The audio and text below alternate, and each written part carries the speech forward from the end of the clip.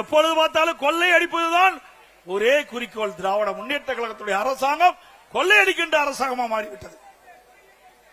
Collection, commission, corruption, இதுதான் தாரக மந்திரம் திமுக.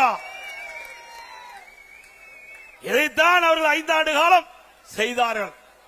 மக்களுக்காக எந்த நன்மையும் செய்யவில்லை. எந்த பெரிய திட்டத்தையும் தமிழ்நாட்டு மக்களுக்கு கொடுக்கல, சென்னை மாநகர மக்களுக்கு கொடுக்கல. அது மட்டுமல்ல, அனைத்து இந்திய அண்ணா திராவிட முன்னேற்ற கழகம் ஆட்சி இருக்கின்ற பொழுது இன்றைக்கு புயல் வந்தது. அந்த புயல் வருகின்ற பொழுது மக்கள் பாதிக்கப்படக்கூடாது என்பதற்காக அனைத்து இந்திய அண்ணா திராவிட முன்னேற்ற கழகம் போர்க்கால நடவடிக்கை எடுக்கப்பட்டது. வர்த்தா புயல், கனமழை, இன்றைக்கு சென்னை மாநகரம் முழுவதும் மரங்கள் சாய்ந்தன, மின் கம்பங்கள் உடைந்தன, டிரான்ஸ்பாரம் பழுதடைந்து விட்டது.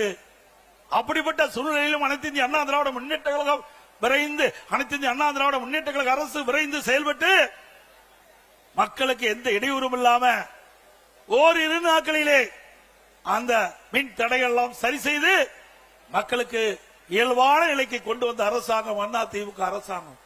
சென்னை மாநகரத்தில் மட்டும் 2 லட்சம் மரங்கள், 2 லட்சம் குப்பைகள் மாநகராட்சியிலிருந்து அகற்றப்பட்டன.